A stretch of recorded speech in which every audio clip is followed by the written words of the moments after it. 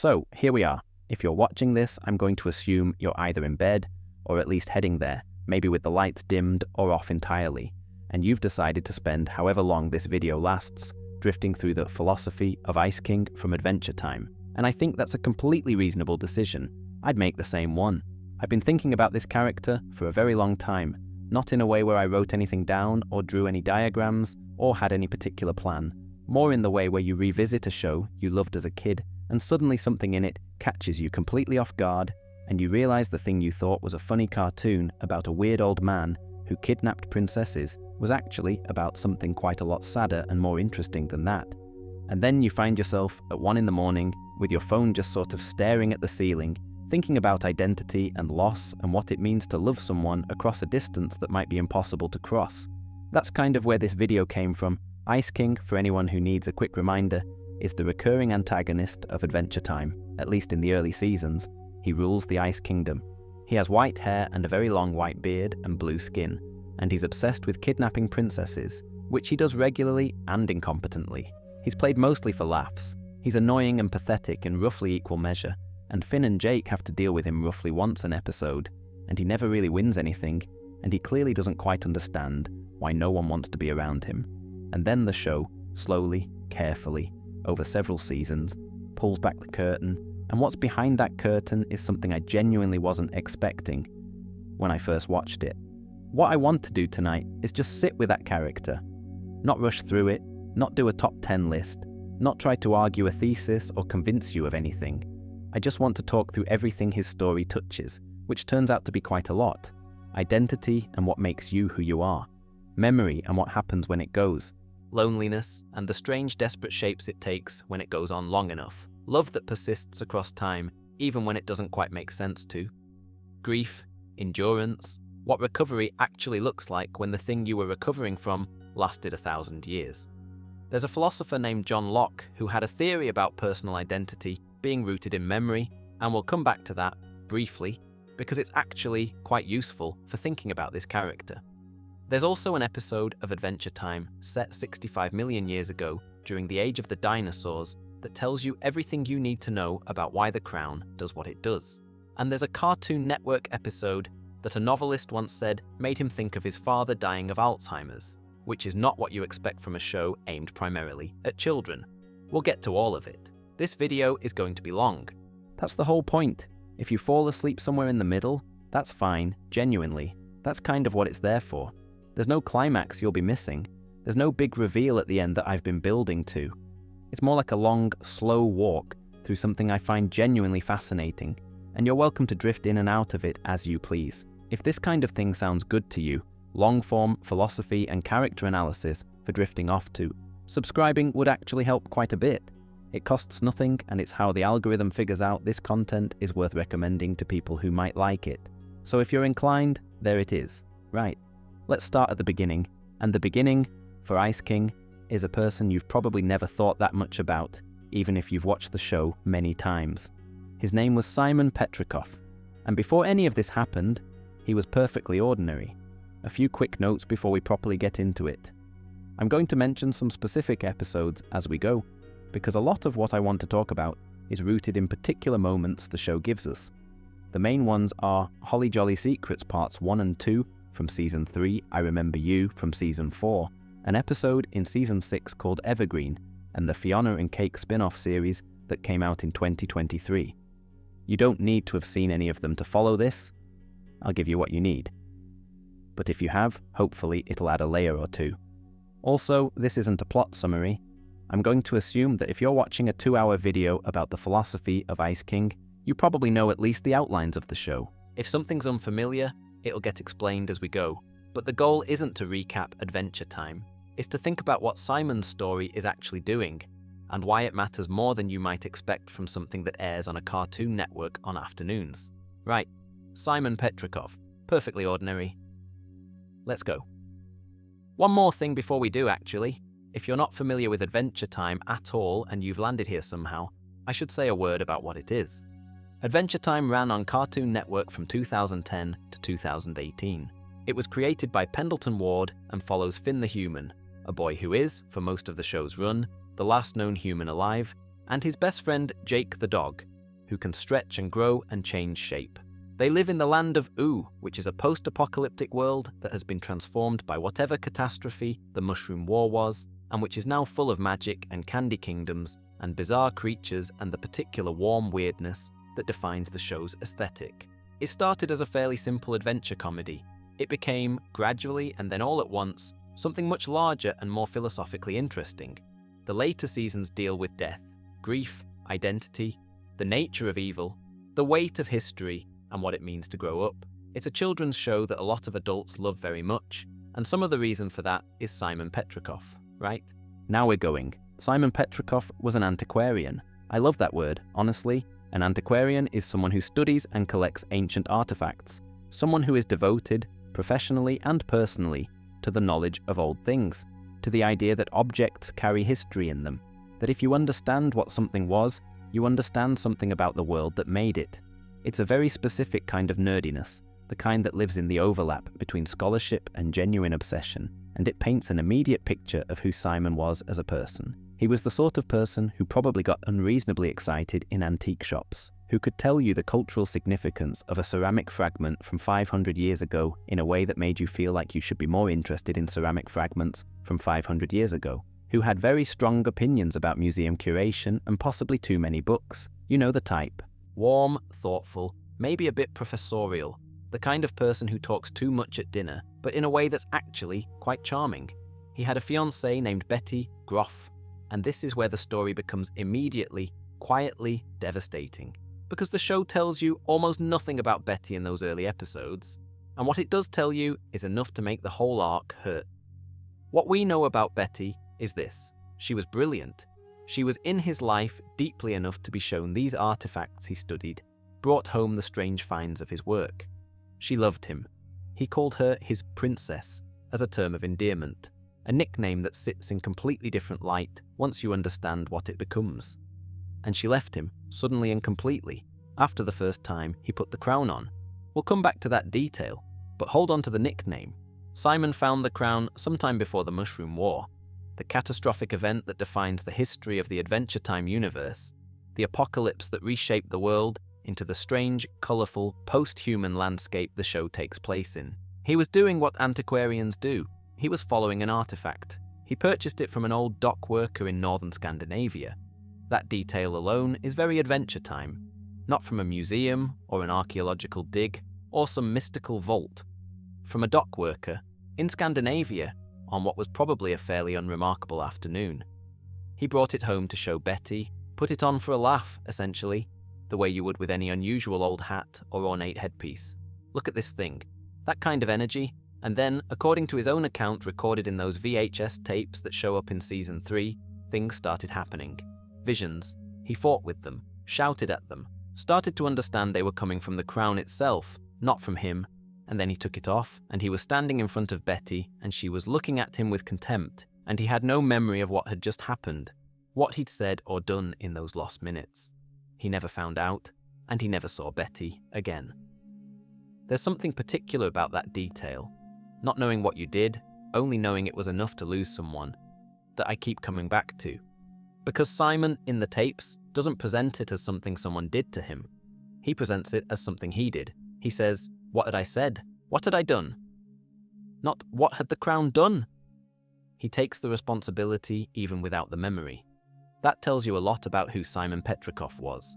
The VHS tapes themselves are worth thinking about as an act.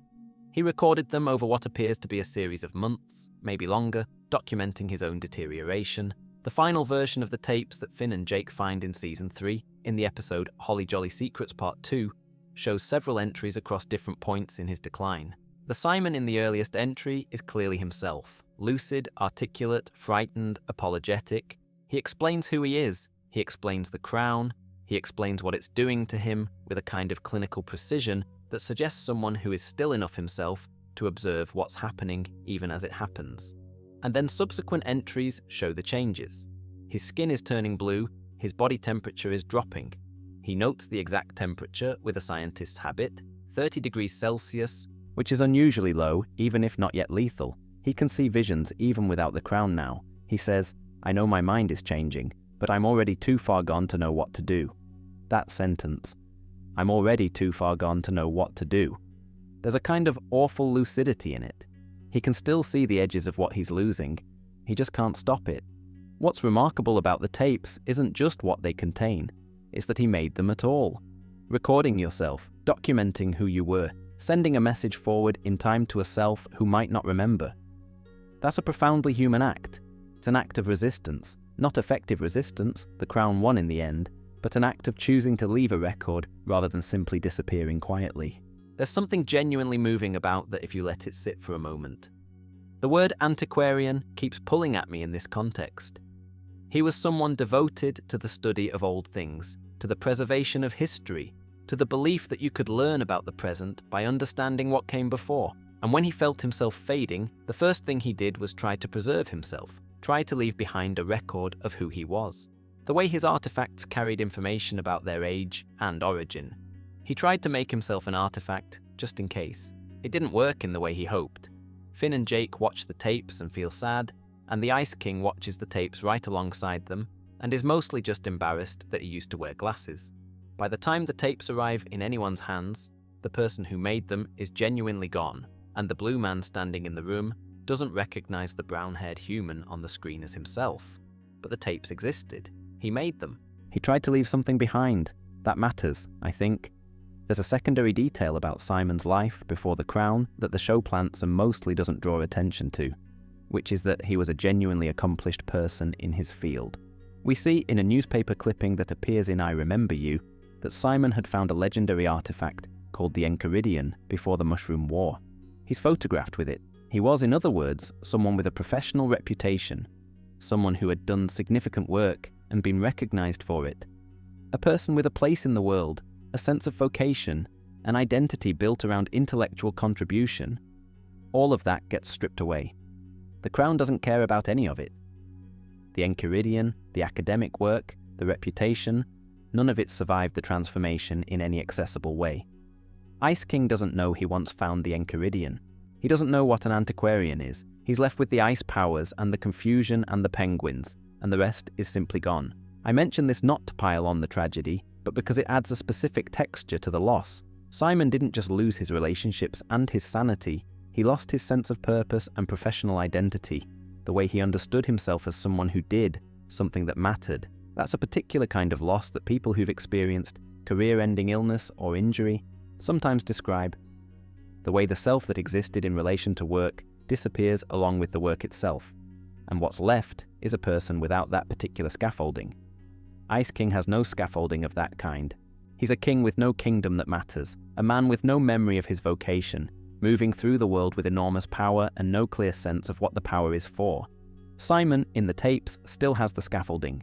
He still speaks like someone with academic habits, with precision, with the instinct to document and record. That's what the tapes are, really. A last act of professional instinct, a final piece of research conducted on the most personal possible subject. He studied artifacts for a living. When he found himself becoming one, he studied himself. Here's a thing Adventure Time does that I find endlessly impressive. It builds mythology quietly, in layers, over years, and then at some point drops an episode that recontextualizes everything you thought you understood and makes you go, oh, that's what that was about. The episode Evergreen from Season 6 is one of those episodes, and it's the reason the Crown matters philosophically rather than just functionally. The episode takes place 65 million years ago, during the age of the dinosaurs. It follows a character named Urgent Evergreen, who is an ice elemental, one of 4 elemental beings in the Adventure Time universe representing ice, fire, candy, and slime. Evergreen is the ice one, obviously. He's tall and cold and brilliant and deeply, casually unkind to basically everyone around him. The show presents him immediately as someone who is used to being the smartest thing in the room and has decided this excuses all manner of behavior. His apprentice is a dinosaur named Gunther. Small, green, loyal to a fault. Gunther clearly adores Evergreen, carries his bags, runs his errands, never complains. He wants, more than anything, to learn real magic from his master, to actually be taught, to be trusted with knowledge, to be seen as more than a pack animal. Evergreen never teaches him. He speaks to Gunther with a kind of unconscious contempt that's actually quite uncomfortable to watch. Because Gunther so clearly yearns for something more, and Evergreen is simply too wrapped up in his own importance to notice or care. There is, at this point in the prehistoric Adventure Time universe, a comet on its way to Earth. A very bad one. The other elementals are aware of it, but they are not particularly worried. They've seen comets before. Evergreen insists this one is different.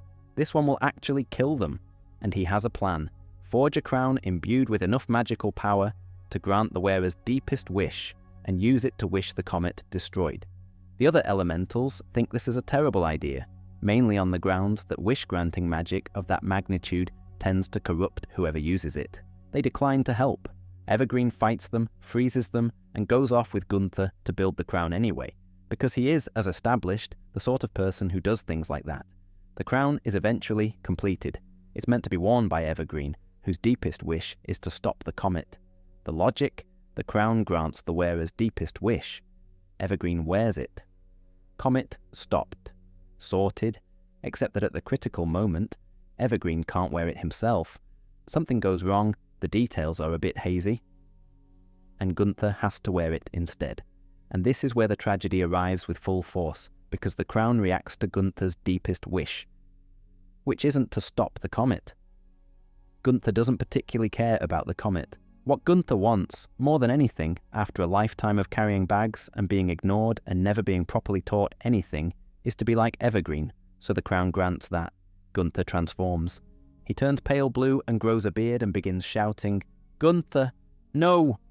which is Evergreen's constant refrain, his way of snapping at his apprentice, now echoing out of the apprentice's own mouth.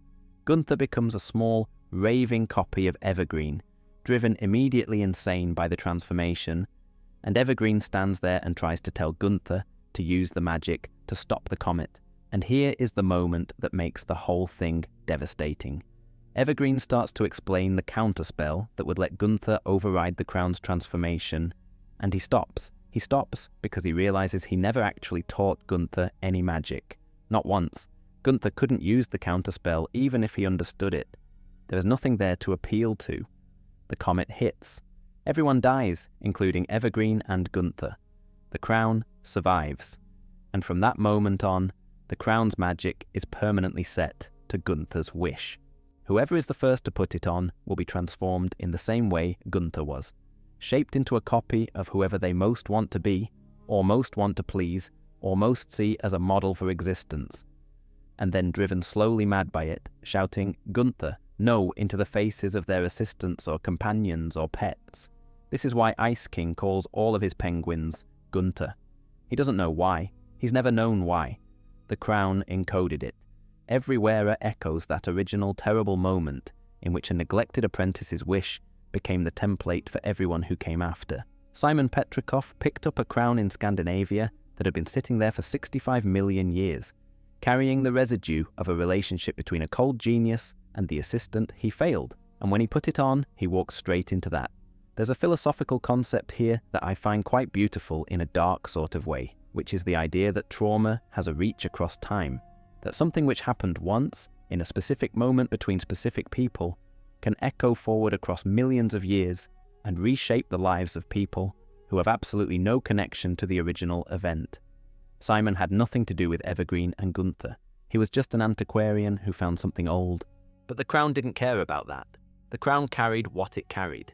And it's worth noting something about Evergreen himself as a figure, because he's in some ways as philosophically interesting as Simon, just in a much shorter form. He was brilliant. He was right about the comet, ultimately. It did wipe out most life on Earth, exactly as he predicted. And none of that mattered because he was so focused on the correctness of his intelligence that he forgot entirely to build a relationship with the one person whose help he actually needed. He never taught Gunther anything, and when the moment came that required trust to be real rather than assumed, there was nothing there. The crown is the physical form of that failure, passed down through millennia, still carrying it. Simon inherited something ancient, and he didn't know what it had inside it. That's the thing about old objects, if you want to push the antiquarian metaphor. Sometimes you can't tell what they're carrying just by looking at them. There's a storyboard detail the show's creators have mentioned, which is that the Evergreen episode was inspired by reading a graphic novel that featured ancient alchemists, and Herpik, the writer, wanted to find an origin for the crown that felt genuinely prehistoric and strange. The original version apparently involved Atlantis, which got removed in the streamlining process. I think the final version is better.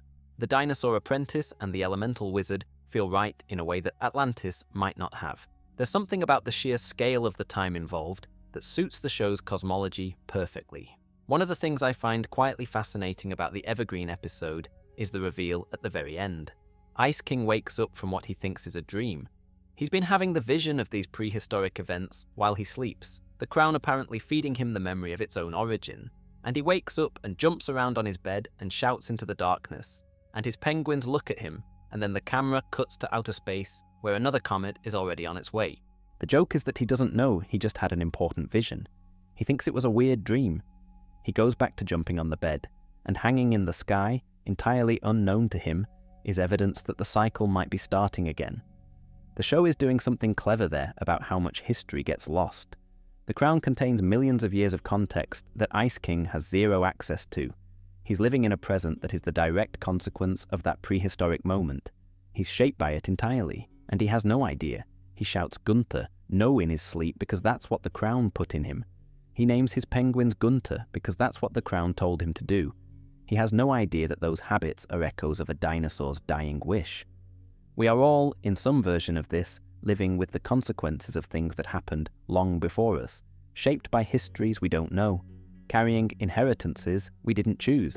Ice King's version is literal and magical, but the structure of it is very familiar. One of the strangest and most affecting things about Simon Petrikov's transformation is how gradual it was. It wasn't a sudden switch. It wasn't a before and after, where you had the man and then the monster, with nothing in between. There was a long, painful middle period during which Simon was clearly aware of what was happening to him, clearly still himself enough to observe his own decline, and completely unable to stop it. The video diary he made documents this middle period, and it's one of the most unusual pieces of storytelling I've encountered in animation because it's essentially a record of someone watching themselves disappear. The first few entries are recognizably Simon. He speaks clearly, he uses precise language, he explains things in that slightly over-detailed way that suggests someone who is used to writing academic notes. He's frightened, but it's the kind of fright that's still functional. It motivates him to document, to record, to leave something behind. He's treating his own transformation like a research subject, which is the most Simon Petrikov thing imaginable. Later entries show the deterioration. His skin is turning blue. He notes this factually, the way you'd note a weather change. His body temperature is dropping to an unusual degree. He can see the visions the crown sends him now without even wearing it. They've started to seep through, and he says, in what might be the most quietly devastating line the show ever produced, "I know my mind is changing, but I'm already too far gone to know what to do." There it is again. That sentence. I keep coming back to it because it captures something genuinely difficult to articulate. There's a window during any significant change in a person, whether that's addiction or grief or certain kinds of illness, where they can still see clearly enough to know something is wrong, but not clearly enough to know how to stop it. The window is open for a while, then it closes. Simon was in that window when he made those tapes, and he knew it, and he recorded everything he could before the window shut. The Mushroom War complicated things considerably, as apocalypses tend to. We don't know exactly when the war happened relative to Simon's transformation. The show is deliberately vague about this, but we know that by the time the world was ending around him, Simon was significantly changed.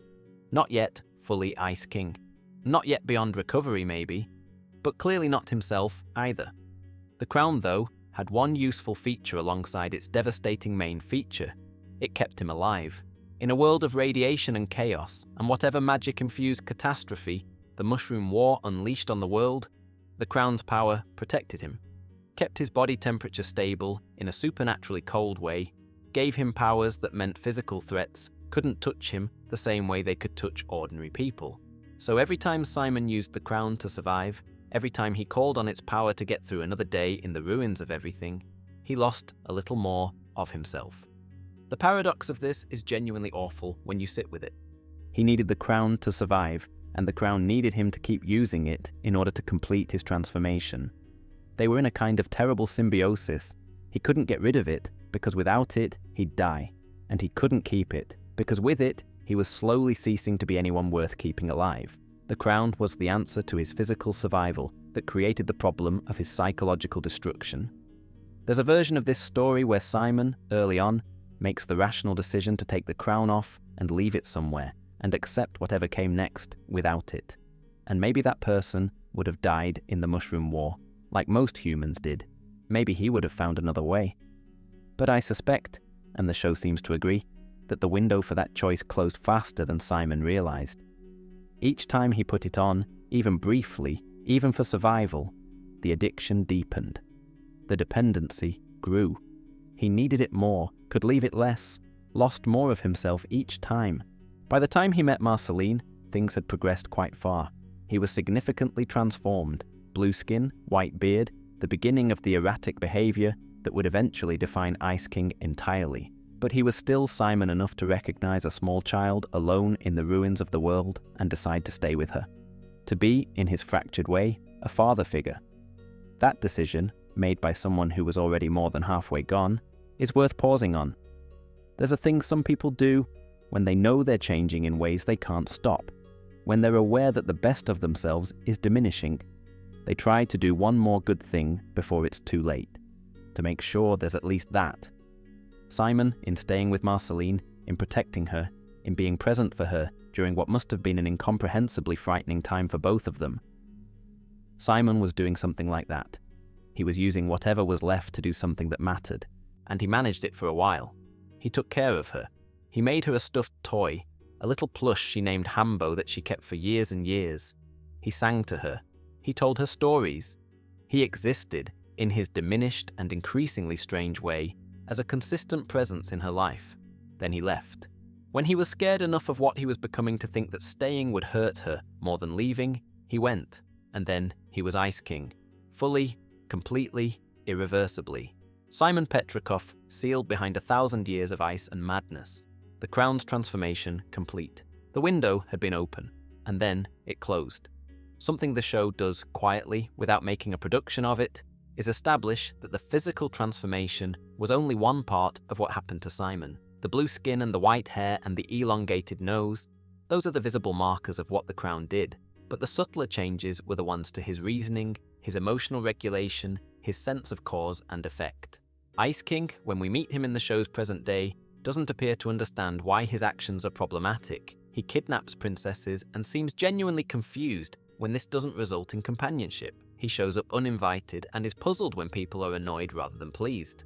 He interprets other people's responses to him through a framework so distorted that the normal social feedback loops that would help most people correct their behavior simply don't function. He does something that drives people away, and he experiences their withdrawal as proof that the world is unkind to him, rather than as information about what he just did. That's not evil, it's damage. It's the cognitive result of something that operated on his mind for a very long time. There's also the question of what Ice King does understand, even now, because it's not nothing. He's not entirely without insight. He cares about the penguins, he keeps the past room, he writes stories. There are moments where something like clarity surfaces, usually when the crown is off for an extended period, and what surfaces is not joy, but a kind of quiet, coherent sadness. He can, in those moments, articulate something approaching his actual situation. He's alone. He's been alone a long time. He doesn't quite know how to not be alone anymore. That's very different from not understanding that he's alone at all. The problem isn't that he lacks awareness of his condition, it's that he lacks the tools to do anything about it, because the very thing that produced the condition also removed the tools. The window closed, but it wasn't that there was nobody left at the window. The episode, I Remember You, was originally going to be called Help. I think about that sometimes. The title they went with, I Remember You, is a reference to a Skid Row song, and it works beautifully as a piece of irony, because in the episode itself, Ice King doesn't remember. Not Marceline, not their history, not the songs he wrote for her. He has none of it. The title is the absence of what it names, but the working title, Help, is something different. It points to something underneath the episode. Because when you watch Ice King, really watch him, underneath the bumbling schemes and the rambling monologues and the general chaos he leaves everywhere, what you keep seeing is someone reaching for help in ways that can't quite express themselves as that. Every kidnapping is a misshapen attempt at company. Every uninvited visit is a misdirected plea for someone to just stay. The word help is what the whole character is saying, in every episode under everything else. But let me back up a bit. Marceline, the vampire queen, is one of the main characters of Adventure Time. She's a vampire, she's about 1,000 years old, she plays bass guitar and writes songs, and has a complicated relationship with Princess Bubblegum. She's cool in the specific way that only Adventure Time can make a character cool. Which is to say, the show clearly adores her, without ever quite explaining why she's so compelling. You just feel it. She is also the little girl that Simon found in the ruins of the world after the Mushroom War. She was an orphan, small, alone, wandering an apocalypse, and Simon, in whatever form he was in at that point, decided to stay. The show doesn't give us extensive detail about the period when Simon and Marceline were together in the ruins. We get glimpses, a photograph, a flashback in I Remember You, where he's singing to her, holding the stuffed toy he made her.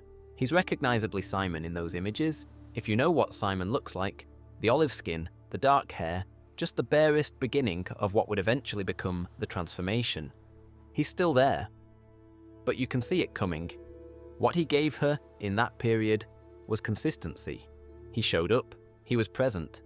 In a world that had become entirely inconsistent and terrifying and strange, Simon was the thing that stayed, and he taught her to sing, or she taught herself and he encouraged her. The show is slightly ambiguous, and she kept a journal, and he made her that stuffed animal, and they were, in whatever broken approximation was possible, a family. He wrote her a letter at some point, a letter apologizing in advance for anything he might do when he no longer remembered her. He knew it was coming. He was still lucid enough to know, and he chose to make a preemptive apology for actions a future self would take that the present self couldn't stop. That's extraordinary, if you think about it. That's a form of love that's hard to name. Then he left, and Marceline was alone again, and she grew up, and she became a vampire, and she lived for centuries, and she kept the letter. By the time the show takes place, Ice King and Marceline have a strange, strained relationship. He keeps seeking her out. She tolerates him, mostly, with an underlying sadness that the early episodes don't explain. And Ice King, he doesn't know why he keeps going to her. He just does.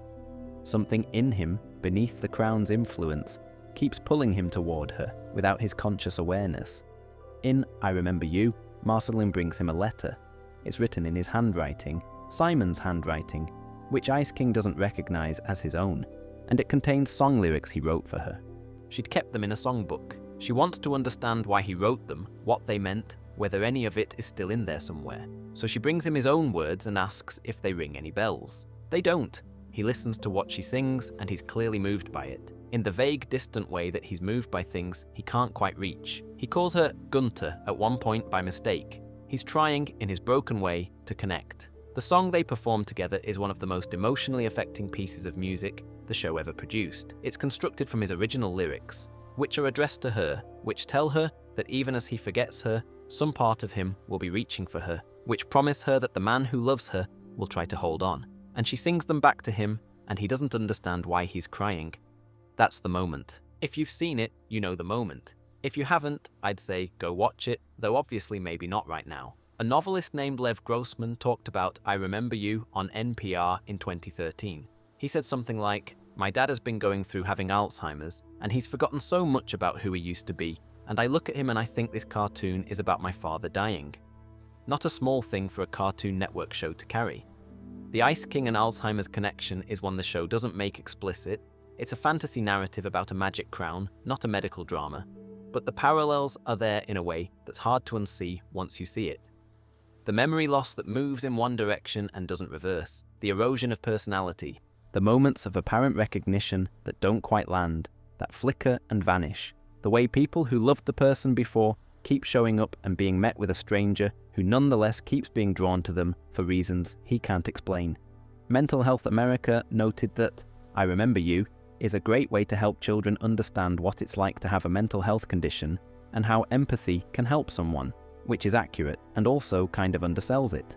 It's a great way to help adults understand too. It's a great way to help anyone who has watched someone they love disappear, while the body is still in the room, understand that the disappearing person might still be in there. somewhere, still reaching, just unable to find the surface. Marceline never stopped seeing Simon in Ice King. That's the thing, she kept going back, kept turning up, kept engaging with someone who couldn't remember her name, whether that was hope or grief or just love in its most stubborn and irrational form. The show doesn't quite say. Maybe it doesn't matter which one. The stuffed toy he made her, Hambo, she kept for hundreds of years. When she eventually gave it up to save a friend, the show treated it as one of its significant sacrifices, an object that carried a relationship, an artifact. Simon Petrikov would understand that. He collected things that carried history. He just didn't know that one of the things carrying his history was a small plush in the arms of a vampire queen, who never stopped missing him. The show's treatment of the Marceline and Ice King relationship across the whole series is worth sitting with as a complete arc, because it changes quite a lot depending on when you catch it. In the early seasons, before Holly Jolly Secrets revealed the backstory, their dynamic reads as a mildly odd friendship antagonism between a vampire who tolerates an annoying old wizard. Ice King is trying too hard to be her friend. Marceline is managing him more than engaging with him, and there's a quality of her trying not to think about something she doesn't want to think about. After the reveal, you re-watch those early interactions, and they feel different. She knows. She's known the whole time. She's carrying the knowledge of who he was while he stands in front of her, having no idea, calling her Gunther, being embarrassing, and she's just managing it, handling her grief in real time every time she sees him, while he cheerfully has no idea. That's an extraordinary emotional situation to put a character in, and the show mostly doesn't underline it. It just lets it be there, in the texture of how she interacts with him. A particular kind of patient sadness. The episode I Remember You brings it to the surface, and the reason it hits so hard is that it's the first time Marceline tries to make him remember. She comes to him with the letter, with the song, and you understand watching it that she's tried before and given up, and she's trying again, and she knows it probably won't work, and she tries anyway. He doesn't remember, but he cries, and she doesn't explain why, and he doesn't ask, and the episode ends, and they both go back to what they were before. But something happened. Something was acknowledged, even imperfectly, even through the wrong side of the door. There's an old thought experiment, old enough that the ancient Greeks had a version of it, called the Ship of Theseus. The short version is this. There was a famous ship, the Ship of Theseus, and as it aged, its planks were replaced one by one. A plank rots, you replace it with a new one. Another plank goes, another replacement. Eventually, every plank in the ship has been replaced at least once. Is it still the same ship? Is there a meaningful sense in which the Ship of Theseus still exists? Or has it simply been gradually substituted with a different ship that happens to have the same name and the same general shape? Now flip the question onto a person. If every memory is replaced, every personality trait overwritten, every value and behavior and habit transformed into something unrecognizable, is there still the same person underneath? Is Ice King still Simon Petrikov? The philosopher John Locke, in the 17th century, argued that personal identity is rooted in memory and consciousness. You are the continuity of your self-awareness across time. If you can remember doing something, it was you who did it. If you can't remember it, if the thread of conscious memory connecting you to that past moment is genuinely broken, then in some meaningful sense, it wasn't you. Or at least, the you who did that thing and the you who exists now are not the same person in any philosophically relevant way. By Locke's account, Ice King is not Simon Petrikov. Simon is gone. The crown severed the thread of memory and consciousness that would link them, and what remained is a different entity inhabiting the same general location. That's one answer, and it's not a crazy one, but the show keeps complicating it, and I find the complications more interesting than the clean answer. Here's the thing, Ice King calls all his penguins Gunther. He doesn't know why. He's never been able to explain it. It's just what he does. The crown encoded it from that prehistoric moment, from Gunther the dinosaur, from Evergreen and the wish that got baked into the magic. And it surfaces in Ice King's behavior without him understanding the source. It's a memory he doesn't know he has, expressed as a habit he can't account for. He keeps going to Marceline, he finds her house, he turns up at her place at odd hours and pesters her and tries to be around her. He can't explain why. She was the person Simon loved like a daughter, and Ice King keeps being drawn to her gravitationally, without any memory of the reason, like a compass needle that's forgotten what north means, but keeps pointing there anyway. He wrote her a song. In I Remember You, we learn he'd written lyrics in her songbook, in his own handwriting, at some point during the period when some of Simon was still accessible. He doesn't remember writing them. When Marceline shows them to him, he looks at his own handwriting and doesn't recognize it as his. And yet when they sing the song together, he cries. He doesn't know why. Something in him responds to something in those words that he can't intellectually access. The memory is gone, but the emotion isn't, or at least the echo of it isn't, like a sound that keeps reverberating after the source has stopped. In Holly Jolly Secrets Part 2, Finn, Jake, and Ice King all watch Simon's VHS tapes together. Ice King sees himself on those tapes, the human man with the dark hair and glasses, clearly frightened, explaining his transformation, and his primary emotional response is embarrassment. Not recognition, not grief. He's embarrassed that he used to wear glasses. The Crown appears to actively suppress the recognition, to wall off the tape's contents from whatever memories might respond to them. Ice King looks at Simon Petrikov and does not see himself, but he stays in the room. He keeps watching. He doesn't leave.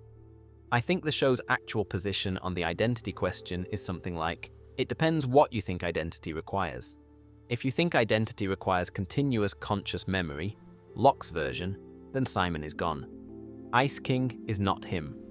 If you think identity is something more like a pattern, a set of tendencies and attachments and ways of being in the world that persist even when the surface presentation changes, then Simon is still there, buried, inaccessible to himself but not entirely absent.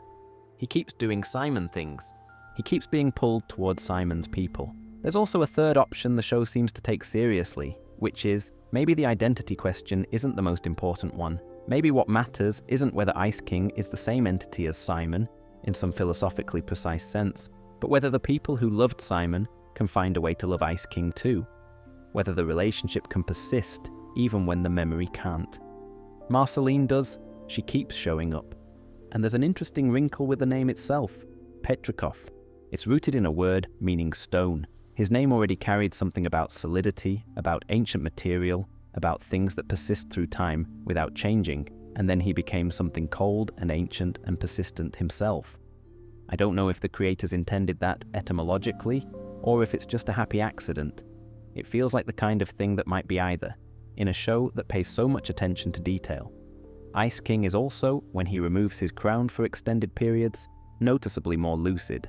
More like Simon, he gets quieter, more contemplative, more sad in a way that's different from his usual agitated sadness. The crown is the primary barrier between Ice King and Simon, and without it, the distance narrows slightly. The signal clears a bit. Simon never fully re-emerged during those moments, but he got closer, which suggests that he was, in some sense, still in there, just buried under a great deal of ice. The identity question also has a practical dimension that the show eventually forces into the open. What does it mean to restore someone, and who gets to decide whether restoration is the right goal? When Betty returns from the past, she wants to cure Ice King. She wants to bring Simon back, and that desire is genuine and comes from love. But it also raises a question the show is honest enough to actually ask. Does Ice King want to be cured? He's lived as Ice King for 1,000 years. The Ice King identity, however distorted and painful, is the only continuous experience he has of himself. Being restored to Simon means also being disconnected from the only version of himself he can remember being. There's a real philosophical problem there that maps onto situations much closer to home than Adventure Time suggests. Medical ethics has grappled for decades with questions about identity and intervention in the context of conditions that alter personality. Dementia, again, but also certain psychiatric conditions and situations where treatment changes who a person is in ways they might not have consented to if they'd known. The question of whether the original self is the authoritative self, whose preferences should govern decisions made about a changed person, is genuinely contested. Adventure Time doesn't resolve it cleanly. Betty pushes for the cure. Ice King sometimes resists being helped. And when the restoration does happen, it happens in an emergency rather than as a deliberate choice, which means the question of consent is somewhat sidestepped. Simon comes back and he's glad to be back, but the path to getting there wasn't exactly a clean, informed decision. These are not small questions for a cartoon to be sitting in the neighborhood of. And then there's one more wrinkle on the identity question, which is what happens in the Fionna and Cake stories. The Ice Queen, Ice King's fictional self-insert, is powerful and taken seriously, and, importantly, chooses her actions rather than being driven by compulsion. She's the version of Ice King with agency, and Prismo's decision to make that universe real, to let the Ice Queen's world actually exist, could be read as a kind of validation of that other self, the capable version, the one who could have been. So there are multiple versions of the identity question running at once. Is Ice King still Simon? Is Ice King a real identity in his own right? And does the Ice Queen represent a third possibility that never quite existed, but might have? Adventure time is a lot sometimes. Let's talk about why Ice King kidnaps princesses. On the surface, the answer is simple.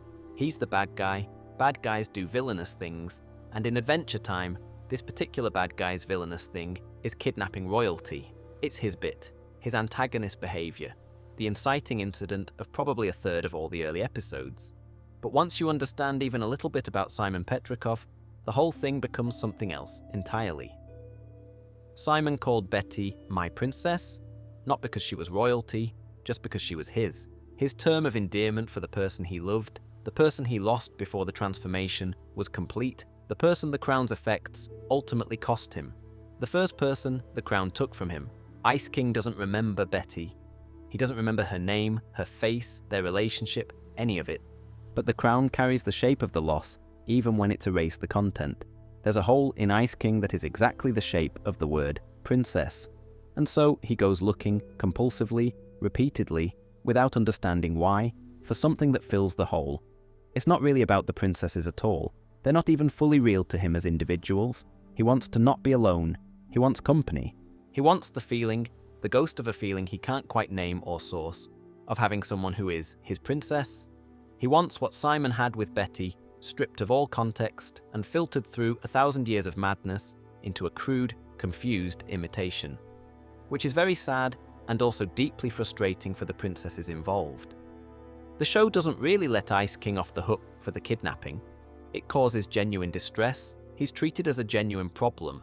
The fact that he has a tragic backstory doesn't make his behavior not a problem, but it does eventually insist that you understand what's driving it. And once you understand it, the bumbling incompetence of it takes on a different quality. He's not threatening, he's pathetic in the specific way that very lonely people are sometimes pathetic, reaching for connection in ways that have no chance of actually producing it because they've lost the capacity to understand what connection actually requires. There's an episode in Season 5 called The Party's Over, Isla de Señorita, in which Ice King takes his crown off for an extended period. It's worth mentioning because it shows something that the show doesn't always make explicit. Without the crown's full influence, Ice King becomes more lucid, and in that lucidity, he can articulate something closer to what he actually wants. In a moment from that episode, he's more subdued, more genuinely sad, less agitated, and more quietly miserable. He's not plotting anything, he's not kidnapping anyone, he's just sitting with the awareness that he is very, very alone, and that something in him wants not to be, and that he doesn't quite know how to bridge that gap anymore. That's actually a quite ordinary human experience. Loneliness is ordinary. The desire for company is ordinary. The frustration of wanting connection and not knowing how to reach it is something most people have felt at some point. Ice King's version of it is extreme and strange and involves a magic crown and penguins, but the emotional core of it is recognizable. The penguins are worth thinking about, actually. Ice King is genuinely attached to them. He has dozens of them, all named Gunter or variations of it, and he talks to them and keeps them around and is clearly disturbed when they're not there. They're his family, in the only way that's still available to him. He can't have real, equal, chosen companionship. The crown makes that impossible. The madness makes it impossible. But he can have loyal small animals who don't leave. That's not nothing. That's someone making the best approximation they can of connection with what they have. The Ice Kingdom itself is worth thinking about through this lens. It's enormous. Vaulted ceilings, enormous halls, massive frozen chambers, clearly designed for a kingdom rather than a person. He rattles around in it, essentially alone except for the penguins, in a space built for a significance he doesn't have. There's something about that image, the small figure in the enormous cold castle, surrounded by the architecture of importance without the substance of it. that captures loneliness in a visual way that the show handles very well. And then there's the loop.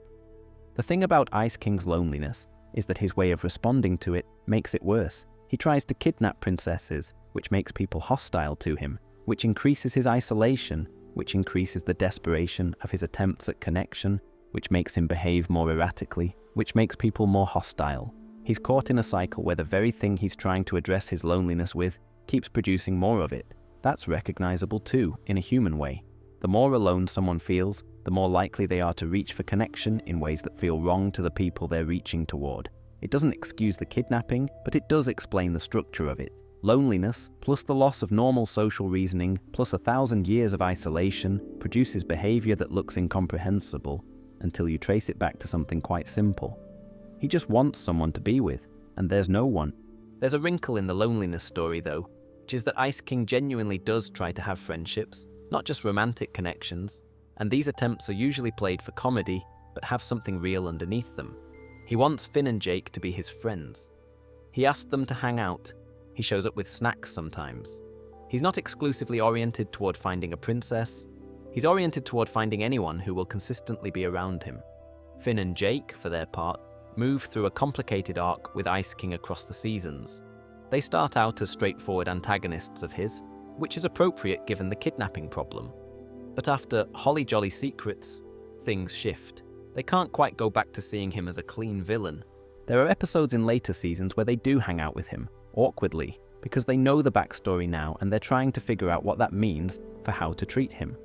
That's a reasonably sophisticated piece of character writing for a children's show. The heroes have to figure out what to do with a villain once they understand him fully, and the answer they arrive at is messy and imperfect, and basically amounts to, we still can't endorse what he does, but we also can't keep treating him like he's simply bad. So they're somewhere in the middle, and it's uncomfortable, and the show lets it stay uncomfortable rather than resolving it neatly. Ice King's loneliness is also complicated by the fact that he's been alive long enough that almost everyone he could have had a relationship with is gone. The people who knew Simon are mostly dead or transformed. Marceline is the only one who bridges the gap, who knew him before.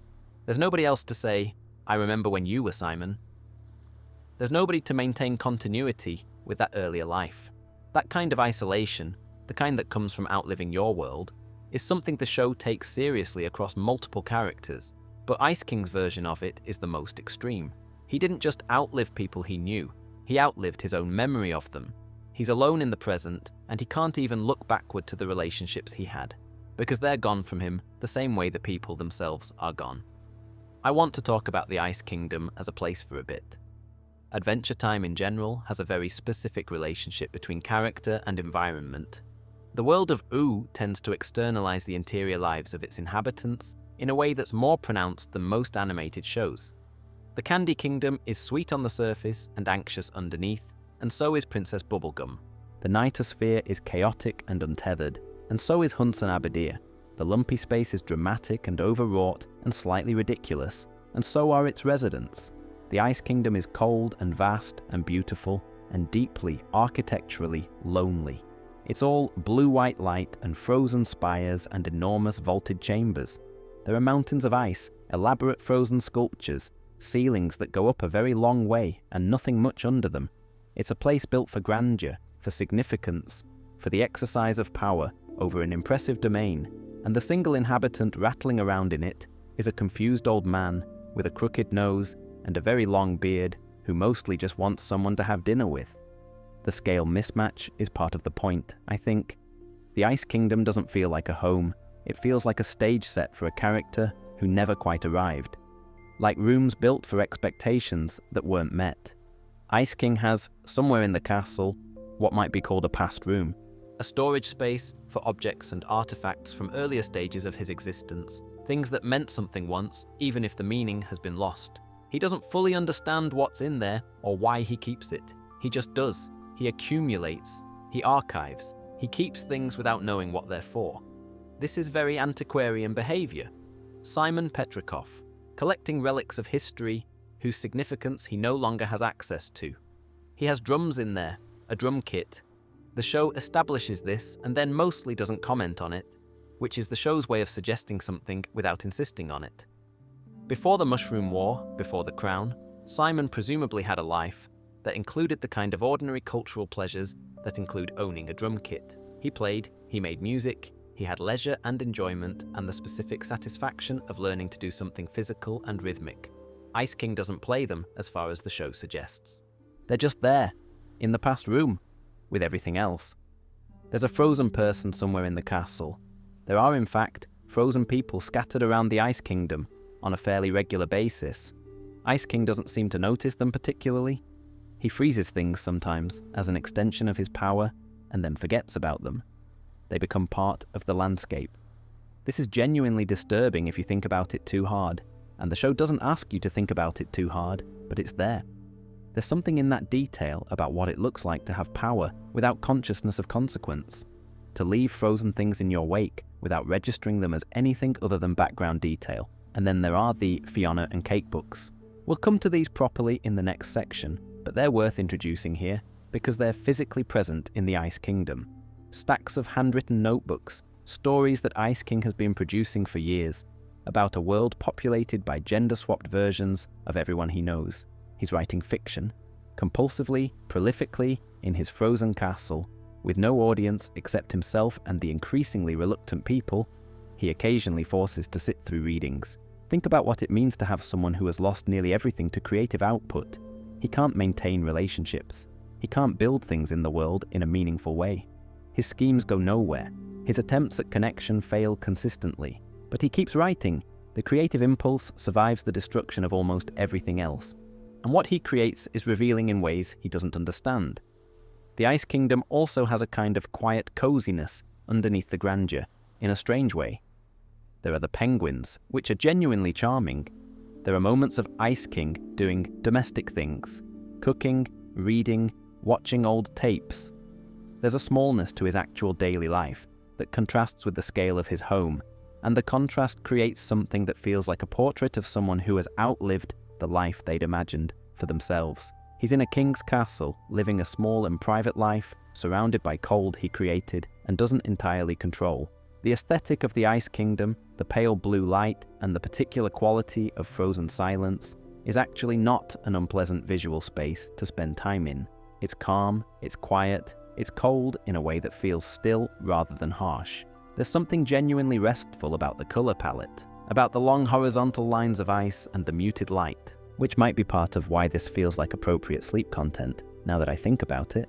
There's something about imagining the Ice Kingdom, the way it looks in the show, the blue and white of it, the silence of it, the penguins shuffling around somewhere in the background. That is oddly soothing, despite everything the place represents.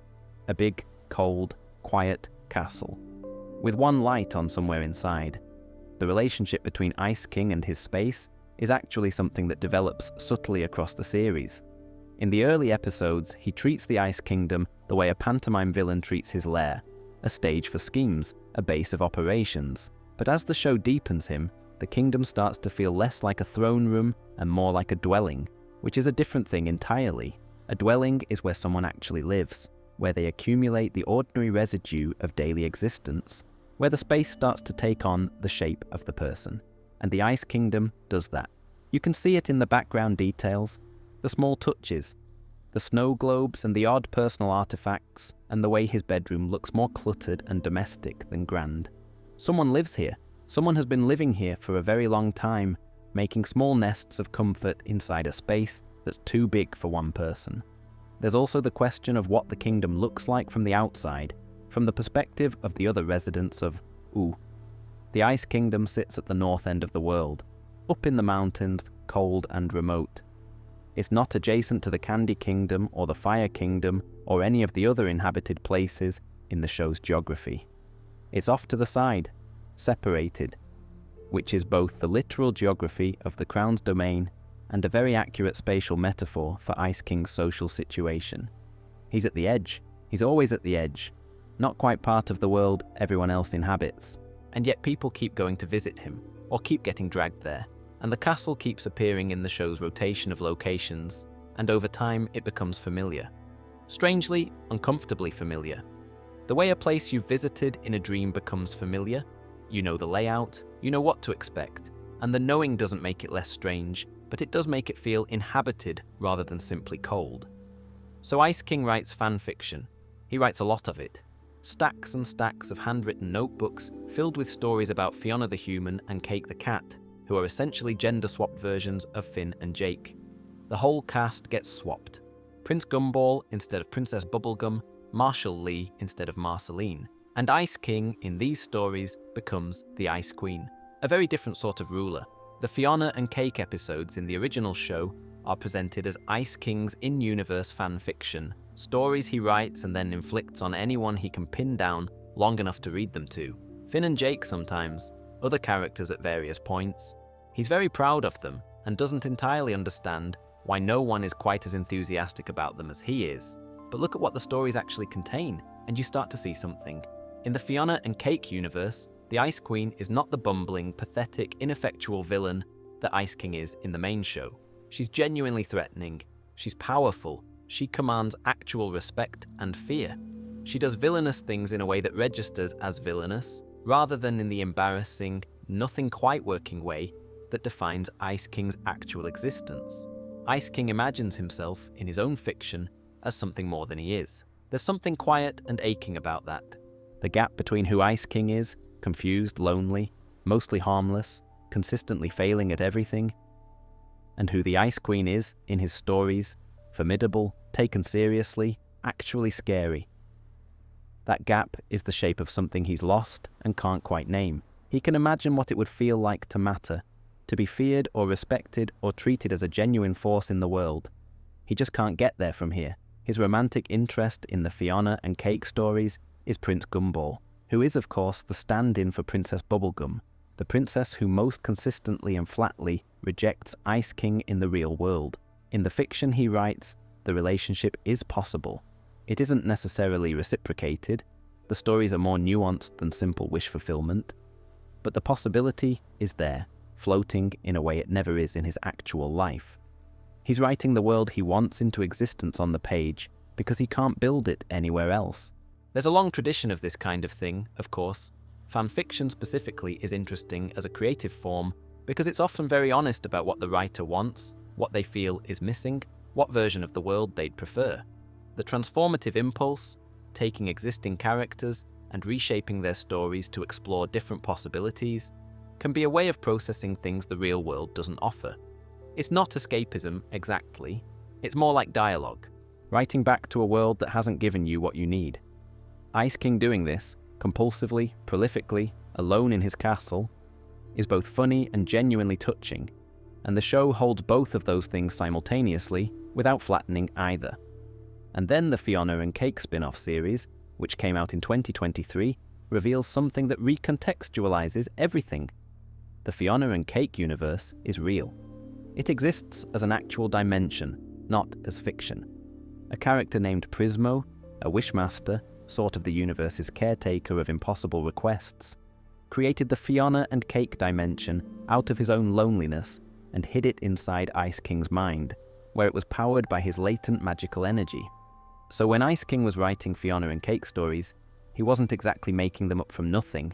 He was, in some sense, receiving them.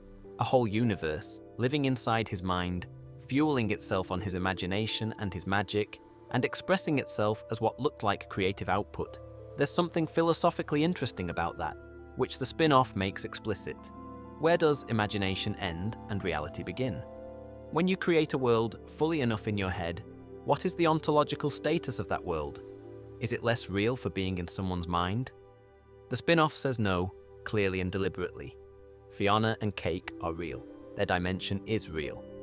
The fact that it lived inside Ice King's head didn't make it fiction, and Ice King, or Simon by the time the spin-off takes place, has a complicated relationship with the books and the stories once he knows this. He wrote them under the Crown's influence as Ice King, and they were both his creation and not his creation in a way he finds difficult. He's uncomfortable with the popularity of the stories. He doesn't quite feel ownership over them. They came from him, but also from a version of him he can't fully claim. That's a strange artistic problem to have. The body of work you're credited with was produced by someone who was also you, but also very much not you. Does it belong to you? Are you responsible for it? Can you be proud of it? The spin-off doesn't entirely resolve this, and I think that's the right call. It's genuinely complicated. But there's one thing the Fionna and Cake stories do unambiguously throughout their whole history. They prove that Ice King's imagination was still working, that under the ice and the madness and the loneliness, something creative was still running, still reaching, still producing things. The intellect that made Simon an antiquarian, curious, associative, interested in the gap between how things appear and what they actually are, didn't fully die. It just got redirected into a castle wall, into notebooks, into the surprisingly complex internal landscape of a confused old man who didn't know there was a whole dimension growing inside his head. The gender swapping in Fionna and Cake is also interesting philosophically, even setting aside the real universe twist. Ice King writing himself as the Ice Queen, presenting his own character in a female form, could be read as exploration, as distance, as a way of engaging with who he is from a different angle. He can do things with the Ice Queen that he can't do as Ice King, or at least that feel different. The Ice Queen has a kind of narrative authority he doesn't have. She's taken seriously in the stories in a way he isn't in the actual show. It's wish fulfillment, yes, but it's a very specific kind of wish, not just power or companionship, but significance, the desire to be a character who matters to the story rather than a recurring obstacle who never quite wins anything. There's something in the Fionna and Cake stories too about the way creativity persists under constraint. Ice King has very limited access to the normal modes of meaning-making. No lasting relationships, no functional goals, no real sense of history. But he has language, he has narrative instinct, the part of Simon Petrikov that studied and documented and found meaning in objects and their histories translated in the long deterioration into an impulse to create stories. To make a world. It's not the world he wanted, but it's a world. And in the spin-off's final revelation that the world is real, that Prismo looked at this output and saw something worth preserving and making actual, there's a kind of retroactive tenderness toward those notebooks. They weren't just cope, they weren't just delusional scribbling, they were the seed of something, a universe that might never have existed if a lonely, confused old wizard hadn't kept writing despite everything. That's a slightly remarkable thing to put at the center of a spin-off series. The suggestion that creative output produced by a broken person in terrible circumstances, for no audience and with no external validation, can nonetheless be the origin of something real and good and worth preserving. Betty Grof deserves her own section. She's not in the show much, relatively speaking. She appears in a handful of episodes, mostly in flashback, and then in a recurring arc that eventually consumes her entirely. But she casts a long shadow over everything to do with Simon, and the shape of that shadow is important. What we know about Betty from the show, she was brilliant. A scholar in her own right, intellectually matched to Simon, the kind of person who would understand his work and find it interesting rather than merely tolerable. She loved him in the way that people love someone when they're genuinely peers, as an equal, not as a project. She gave him a nickname. His princess was her way of referring to him, or his way of referring to her. The show is slightly inconsistent on who coined it, but the warmth is clear. She left when the crown first changed him. That first blackout, that first session of whatever it was he did while wearing, it was enough. She was gone. The show in its later seasons adds context to this. It's easy to read Betty's departure as abandonment. He needed help, and she left. And I think the early seasons maybe lean into that reading slightly. But the fuller picture is more complicated. She didn't know what the crown was doing. She'd watched the man she loved do something frightening and then not remember it, and there was no established framework for understanding what that meant, or what would happen next. Leaving in that context isn't simply callousness, it's also fear. It's also the entirely human response to witnessing something that makes no sense and not knowing how to stay. And then she spent the rest of her life, apparently, not over him. The show suggests, without spelling it out, that Betty never stopped thinking about Simon, that the separation stayed with her, that whatever happened in those lost minutes with the crown, the person before those minutes was someone she'd wanted to spend her life with, and the loss of that was something she carried. In Season 5, an episode simply titled Betty shows her traveling through time to the present day of the show. She comes forward because she wants to save Simon, who is briefly restored to himself in that episode. She sees him and she sees what he's become, and she decides to stay, to try to find a cure, to spend whatever time she has working on the problem of getting him back. It's not a simple arc from that point. Betty makes increasingly desperate choices as the seasons progress. She becomes fixated on the Simon she remembers, on the specific version of him she fell in love with. And this fixation drives her in directions that are sometimes genuinely questionable. She wants to restore him, but the show raises the uncomfortable question of whether what she's restoring him to is actually what Simon would want, or whether it's more about what she wants. She knew the man before the crown. She wants that man back. Whether the man who actually exists, Ice King or whatever version of Simon remains, would want to be reshaped back into someone else is something she doesn't quite fully reckon with. This is a tension the show treats seriously. It's not presented as a critique of Betty exactly. Her love is real, her efforts are genuine, but there's something worth noting in the idea of loving a past version of a person so completely that you'd reshape the present version to match it. It edges towards something troubling even when it comes from genuine care. The culmination of Betty's arc involves Golb, an entity in Adventure Time that represents chaos and entropy and the dissolution of form.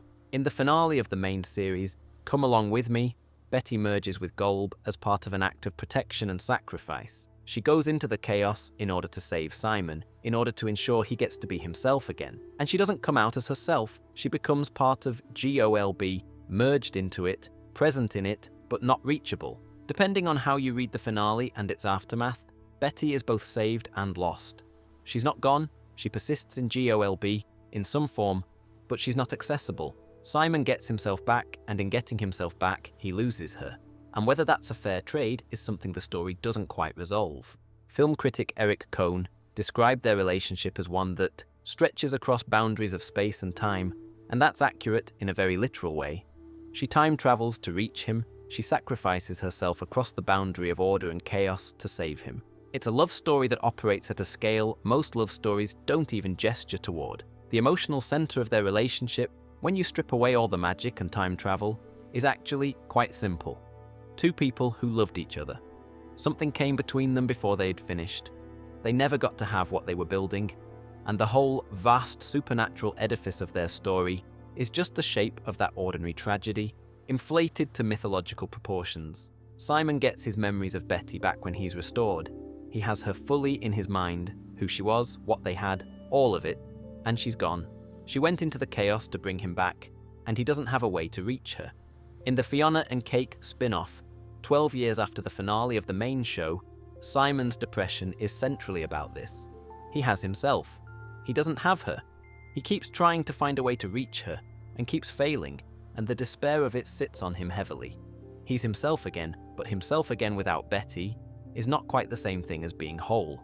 The ritual he tries to perform, the attempt to summon her, is what accidentally opens the portal to Fionna and Cake, which is, in Adventure Time's characteristic way, a collision of grief and magic that produces something entirely unexpected and sideways from what anyone intended. There's a reading of Betty's arc in the later seasons that I find slightly uncomfortable but also honest, which is that her love for Simon tips into something close to obsession. She doesn't want just Simon to be healthy and happy. She wants Simon to be the specific Simon she remembers, the one from before the crown, and she's willing to go quite far in pursuit of that.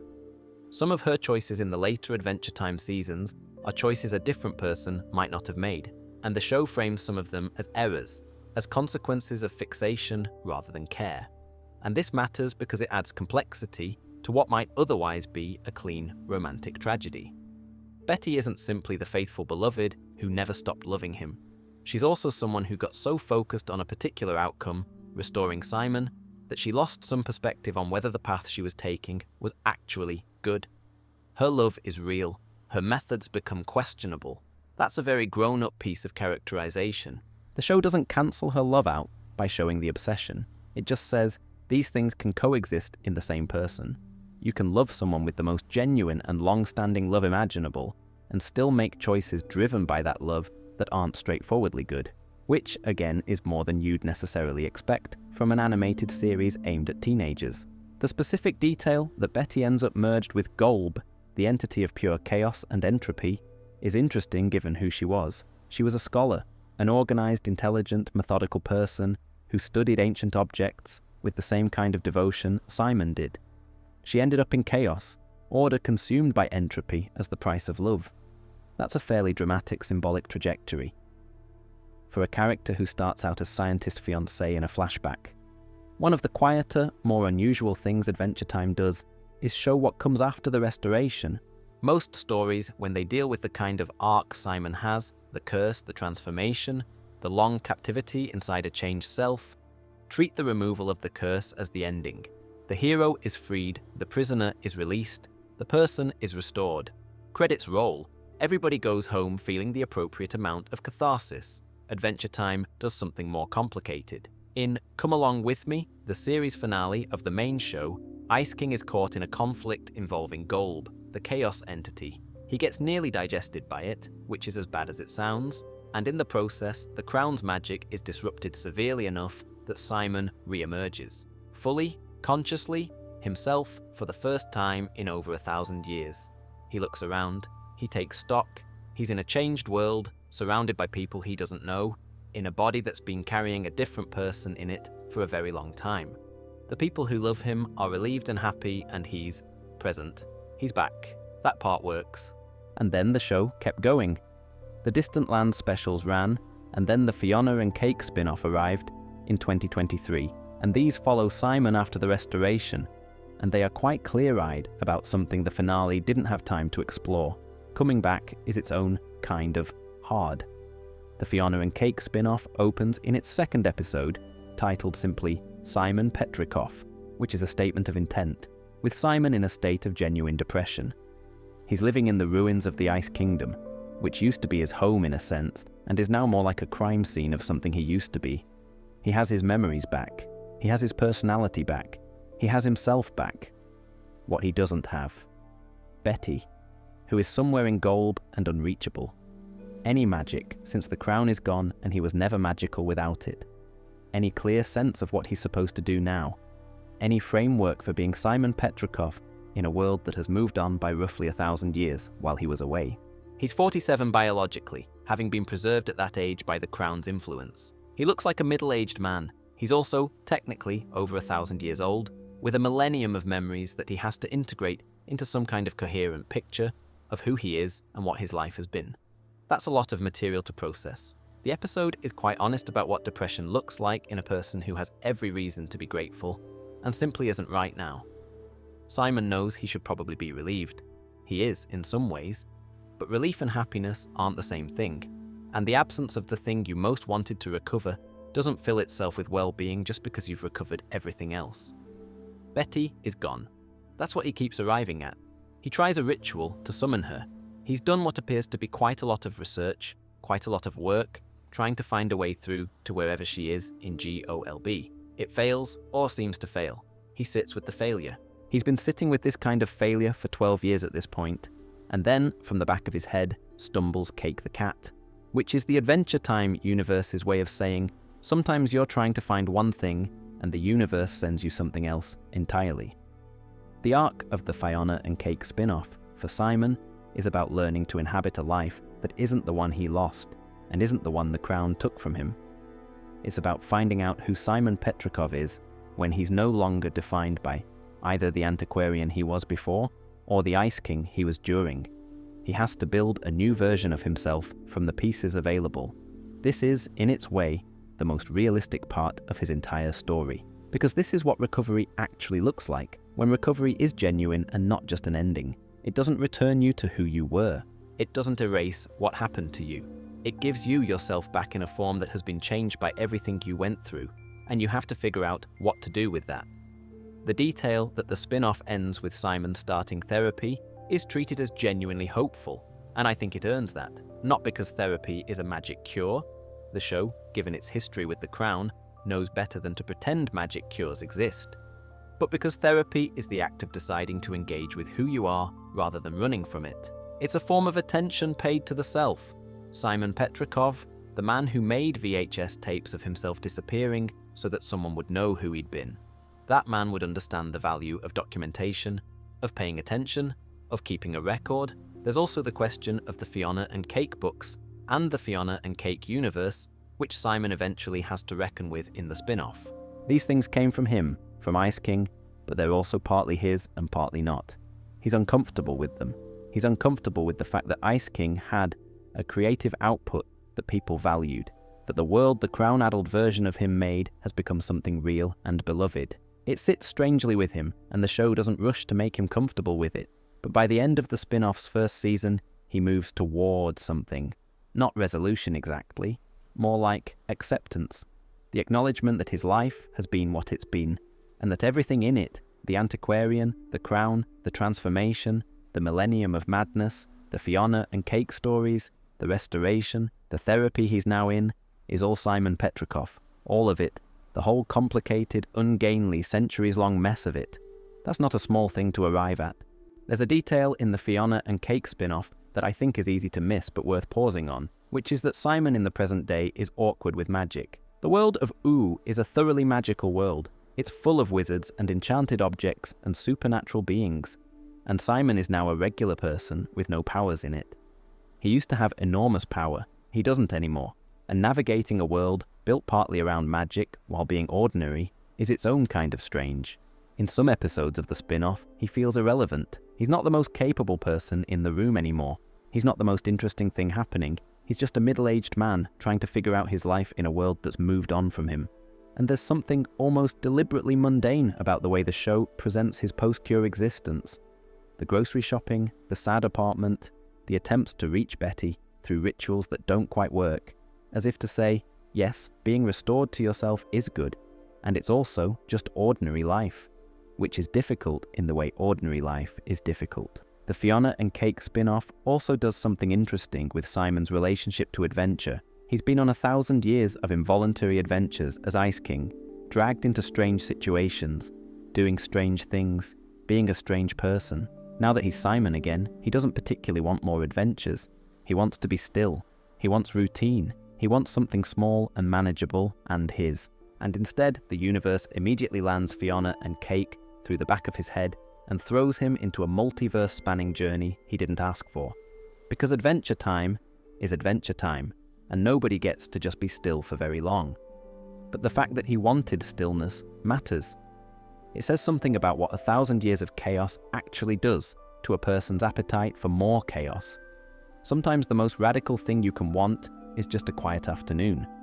Let me tell you about the moment in Holly Jolly Secrets Part 2 that I think is the most quietly extraordinary thing the episode does. Finn and Jake have been watching Ice King's VHS tapes. The tapes have been mostly ridiculous. Ice King doing bizarre things, expressing strange thoughts, being the version of himself they're familiar with. Finn and Jake have been laughing, making fun, treating it as an entertaining, if odd, experience. And then the final tape starts. And it's not Ice King, it's Simon Petrikov, clearly human, clearly frightened, recording himself on what appears to be a video camera, explaining in careful and articulate terms that he is being changed by a crown, that he is losing himself, that he doesn't know what to do, that he's scared, and Finn and Jake stop laughing. They sit there. Ice King is sitting there with them, watching himself on the tape, being mostly just embarrassed about the glasses. And Finn and Jake, who have spent most of the show fighting Ice King, being kidnapped by Ice King, treating Ice King as a generic obstacle, just go quiet. And they feel something. The show earns that response because it showed you the whole picture before it asked you to respond to it. 3 seasons of Ice King being incompetent and annoying and mildly threatening and mostly just a nuisance, and then a slow and methodical build to the revelation that underneath all of that is a history, and the history is sad in a way that makes contempt feel suddenly ungenerous. Finn and Jake can't hate him anymore. They don't say it explicitly. The show doesn't make a speech about it. They just go quiet, and the camera holds on their faces for a moment, and you understand. What the show is doing here is something that I think matters outside of the context of a cartoon. It's demonstrating that understanding someone's history changes how you feel about them. Not that it excuses them. Ice King still does things that cause harm, and the show never pretends otherwise. But that contempt is a response that requires a kind of ignorance to sustain. Once you have the full picture, once you know what happened to him and why, the easy dismissal stops working. This is something that's actually quite difficult to do. It requires the show to trust its audience enough to present complexity without collapsing it into simple moral categories. Ice King is not good. He's not a hero who made some mistakes. He's genuinely a problem for the people around him, and the show doesn't soften that. But he's also not a villain in the satisfying, uncomplicated sense that he initially appears to be. He's something harder to categorize. He's a person who was destroyed by something and kept going anyway, in a broken and difficult way, and whose brokenness kept causing harm, and who didn't have the capacity to recognize the harm or change the behavior, because the very thing that destroyed him also removed his access to the kind of self-reflection that might have helped. There are people like this in actual life, not with magic crowns, but with the equivalent. Things that change people in ways that make them difficult, damaging, strange. Things that happen to people early enough or thoroughly enough that who they were before becomes inaccessible. And the people in the orbit of those changed people often have to make a decision. Do you hold the person responsible for what the change does, or do you hold the change responsible? The show's answer seems to be both and neither. And the question itself might be less useful than the practice of continuing to show up. Marceline kept showing up, even when Ice King couldn't remember her name and called her Gunther and was often bizarre and frustrating to be around. She kept coming back, not because she decided he was innocent of anything, but because she could hold in her mind, at the same time, both that this person caused her pain and that this person was Simon, and that Simon had loved her, and that those things were all true simultaneously without cancelling each other out. That's a form of emotional sophistication that's genuinely hard. It's easier to either fully forgive and excuse, or fully condemn and walk away. Holding two contradictory truths about someone at the same time, and continuing to exist in relationship with them while holding both, is the harder thing. The show gives Finn and Jake a version of this experience. It shows them the whole picture and asks them to sit with it. They do. And whatever their relationship with Ice King is after that moment, it's different, more complicated, more honest about what he actually is. I think that's a fairly significant thing to build into a children's cartoon. The message that antagonists have histories, that histories shape behavior, that understanding doesn't require either excuse or condemnation, that the most accurate response to a complicated person is complicated attention. These are not simple ideas, and Adventure Time delivers them through the medium of a man embarrassed about his old glasses while his friends watch him disappear on a VHS tape. That's good storytelling, whatever else it is. It's also worth noting what the show doesn't do, which is lean into the tragedy so hard that Ice King becomes purely a figure of pathos. That would be a different kind of failure. Turning a complicated character into a straightforward object of pity is its own form of flattening. The show resists it. Ice King is still frequently funny. He's still irritating. He still does things that are genuinely problematic. The tragic backstory doesn't erase any of that. It just adds a layer underneath it. The comedy and the tragedy coexist in him in the same space, and the show maintains that tension all the way through. You can laugh at him and feel sad for him in the same episode, sometimes in the same scene. That's unusual.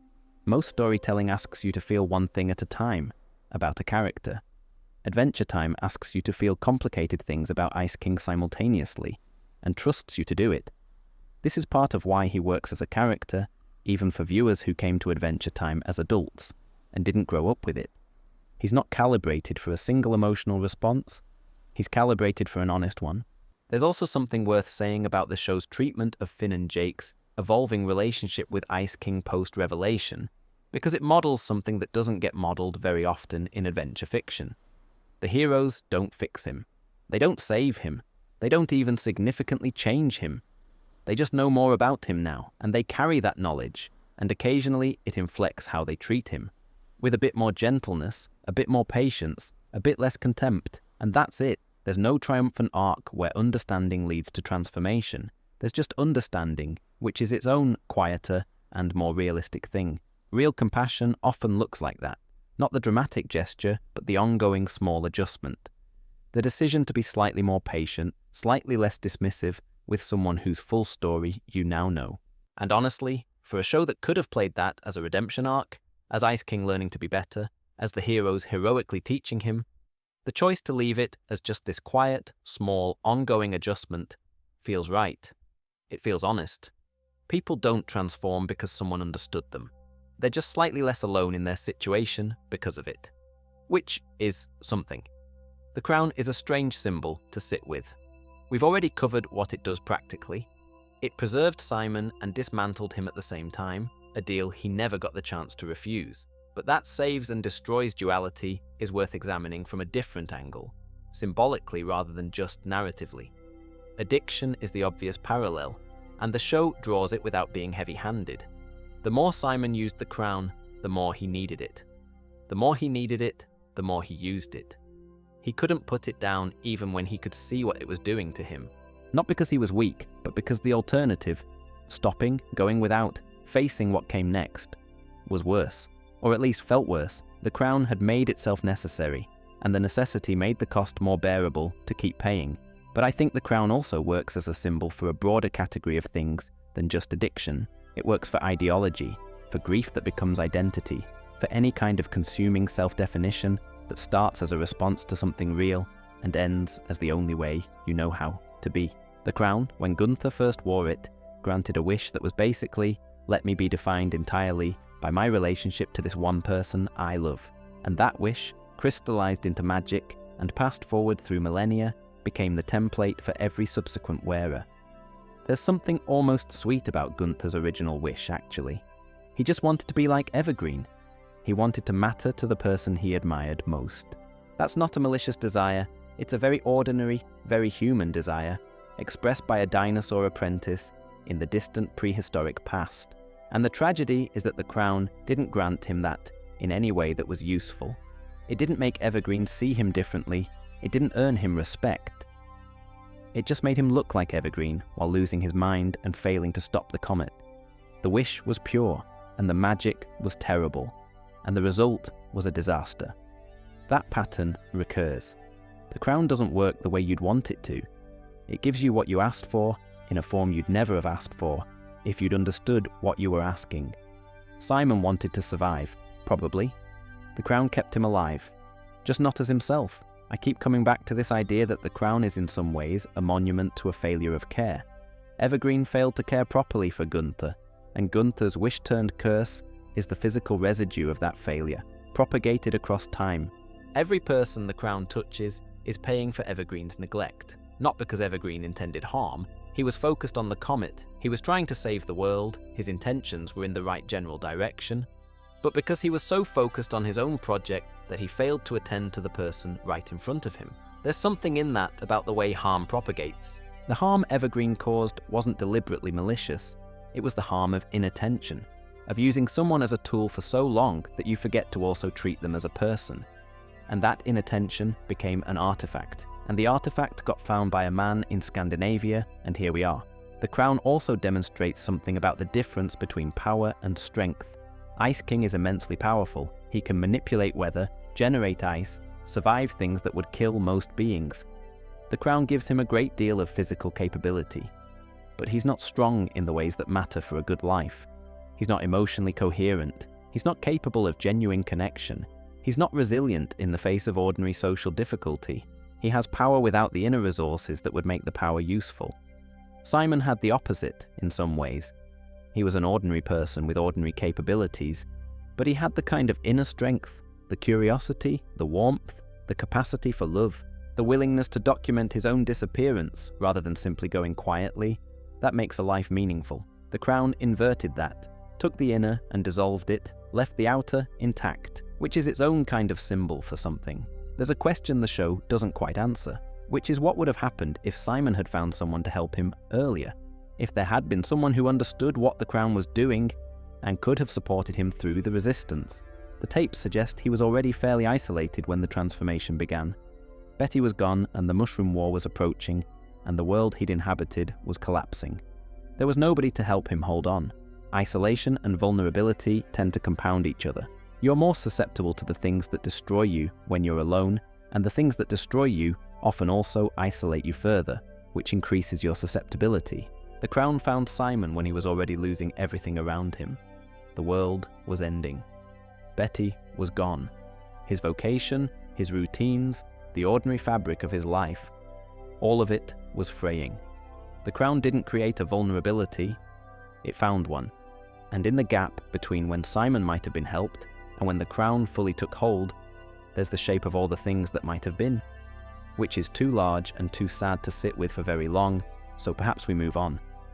What I'll say is that the crown as a symbol works precisely because it's not a clean metaphor for one thing. It's ambiguous in the way that real, destructive forces usually are.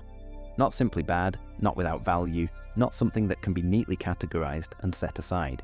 It gave Simon life and took it. It gave him power and used it against him.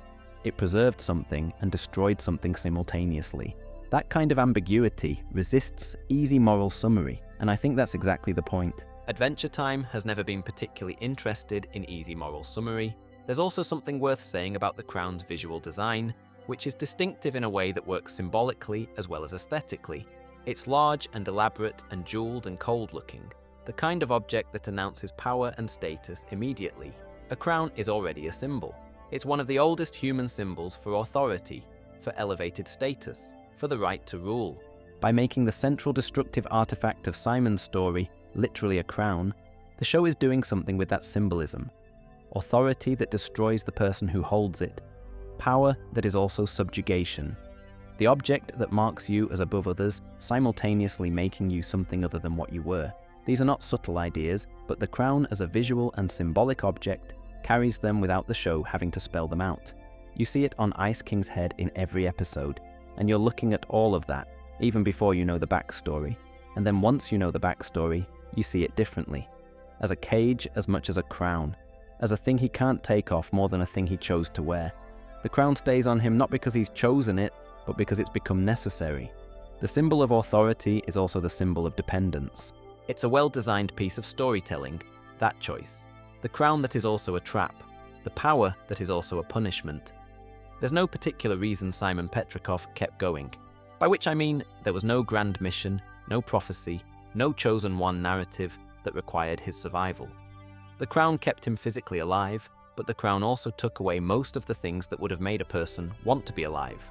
The relationships, the sense of self, the awareness of one's own history. He wasn't preserved in order to do something important. He was just preserved, accidentally, as a side effect of an artifact doing what it was built to do. And yet, he persisted. For 1,000 years through the ruins of the world and the long strange rebuilding that followed, he kept existing, in diminished form, in increasingly confused and fragmented form, without clear purpose or memory or self-knowledge. He just kept going. I find that interesting to sit with, philosophically.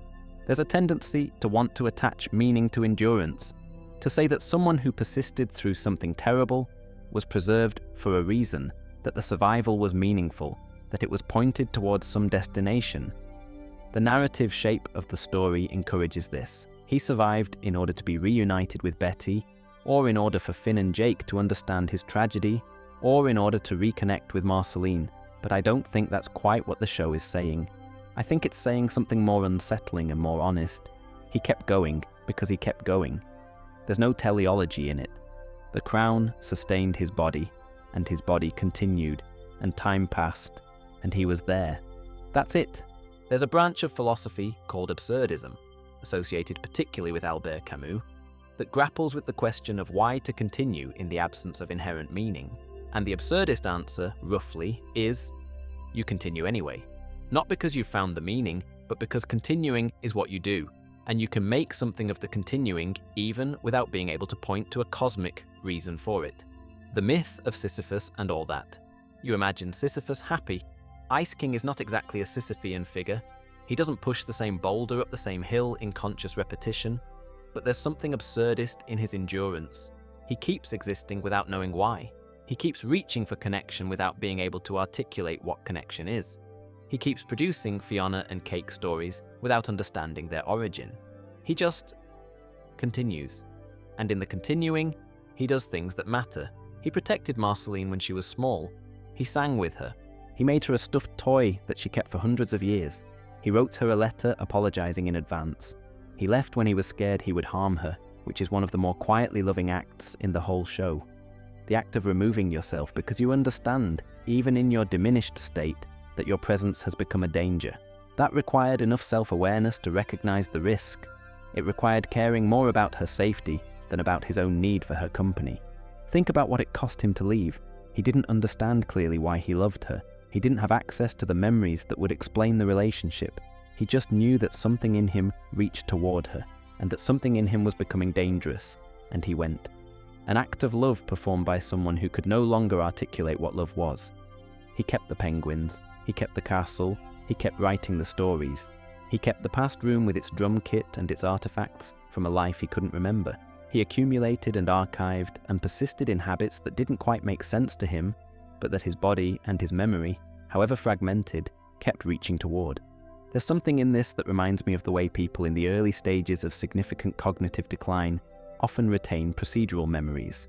How to make tea, how to navigate a familiar route, what songs they've known for decades, long after they lose episodic and semantic memory. The body keeps knowing things the mind can no longer consciously reach. Ice King doesn't know why he keeps the drums, but he keeps them. He doesn't know who gave him the Fionna and Cake stories, but he keeps writing them. He doesn't know why he keeps going to Marceline, but he keeps going. The thread is thin, but it's there. And then, when the restoration happens and Simon comes back, he has the strange experience of arriving at a life that has been running for 1,000 years in his absence. The castle is there, the penguins are there, the books are there. He comes back to a home that is simultaneously very much his and completely built by someone else. The endurance was real, and it left things behind, and now he has to decide what to do with them. 1,000 years of keeping going, having led to this. The show's universe gives you a few other characters who have been alive for very long periods, Marceline being the obvious one, Princess Bubblegum having an unusual relationship with age and time in her own way, and it's interesting to compare how they carry the weight of duration against how Ice King carries it. Marceline's longevity produces a particular kind of melancholy and a particular relationship to loss, but she's retained herself through it. She knows who she is. She has continuity with her own history. The weight of her years is a weight she can name and set down and pick back up. She grieves things with full awareness of what she's grieving. Ice King carried his years without access to them. He lived through centuries of time, but couldn't accumulate the kind of wisdom or grief, or even the simple narrative of a life that living centuries might be expected to produce. He was like a library that kept adding books without ever being able to read them. The accumulation happened, but the meaning-making didn't. And so the endurance that Simon performed across those 1,000 years produced something genuinely unusual. A person who has lived enormously long, but whose life history is largely inaccessible to himself. Who has outlived almost everything but hasn't, in the conventional sense, experienced any of it. There's something philosophically strange about that, about what it means to have a past you cannot remember, but that has nonetheless shaped who you are in every particular. His hands know the Ice Kingdom, his habits know the penguins, his unconscious mind knows Marceline, but none of it is available to him as story, as meaning, as something he can hold and examine and take forward. When Simon is restored and the memories come flooding back, he has to integrate not just what he remembers, but also everything his body has been doing for 1,000 years without him. It's a staggering amount of material, possibly the most extraordinary intake of personal history anyone in Adventure Time has ever had to process. No wonder he needed therapy. I keep coming back to something quiet and practical in the endurance, which is that Ice King, for all the chaos and misery of his existence, maintained things. He kept the castle in reasonable repair. He kept the penguins fed. He kept not into a neat conclusion. The material doesn't want to be neat, and the character doesn't want to be neat, and I don't think forcing it would do anyone any favours. But there are things that come into focus when you look at Simon Petrikov's entire arc, start to finish. The first is that Adventure Time built one of the most philosophically serious portraits of cognitive decline and memory loss that I've encountered in any medium, let alone in a children's cartoon, and it did it entirely through the vehicle of a bumbling wizard who kidnaps princesses. The duality of that, the absurdity of the surface and the depth of what's underneath, is precisely what makes it work. If the show had been serious about Simon from the beginning, if it had foregrounded the tragedy from episode 1, it would have been unwatchable, or at least unpleasant. By hiding the depth inside the comedy, it earned the emotional response when the depth was finally revealed. You cared about Ice King before you understood him, because he'd been in the room for 3 seasons, being irritating and ridiculous and weirdly endearing. And then when you understood him, the caring had somewhere much more serious to land. The second thing is that the identity question, is Ice King still Simon, never gets a clean answer. And I think that's the right choice.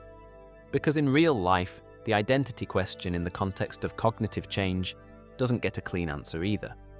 The person who disappears into dementia is not quite gone.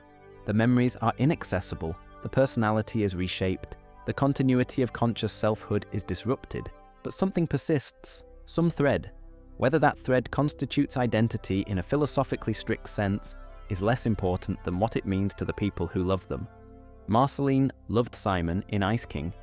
She found the thread and held it, even when he couldn't. The third thing is about loneliness and how loneliness deforms people. Ice King's princess kidnapping, understood fully, is just loneliness expressed through 1,000 years of madness and a magical inheritance from an ancient tragedy. He's not a monster, he's someone so isolated for so long, with so little access to the emotional intelligence that would tell him how to reach people appropriately, that he reached for them the only way left to him, which was badly, which was in a way that caused harm, which was still, underneath it all, just reaching. The fourth thing, and maybe the one I find most moving, is what Simon's arc says about the relationship between love and sacrifice. He left Marceline when he thought his presence would hurt her. Betty went into chaos to bring him back. Marceline kept showing up for someone who called her by the wrong name. These aren't grand, heroic sacrifices. They're the quiet, daily kind. The willingness to keep turning up, or to let go, or to go into something terrible, because the love is real even when the situation is impossible. Adventure Time isn't a romantic show or a family drama in any conventional sense, but it keeps returning to this kind of love as the most significant thing in its universe. Not the magic, not the adventure. The love that persists past the point where it makes sense to.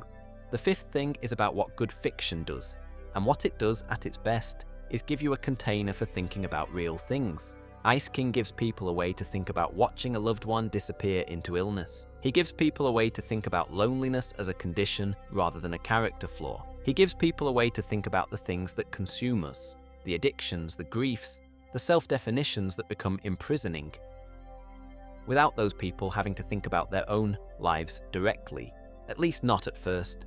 The fiction gives you the angle of approach. You process it through a cartoon wizard, and somewhere in the processing, you are also processing the thing that the cartoon wizard is a vehicle for. That's not a small function, that's actually quite a large one. When Lev Grossman said watching that episode made him think of his father dying, he wasn't being hyperbolic. He was describing what the fiction had given him, a form for an experience that was difficult to look at directly. Adventure Time handed him, and hands everyone, a way of looking at some very hard human material through the oblique angle of a strange and cold kingdom in a post-apocalyptic world.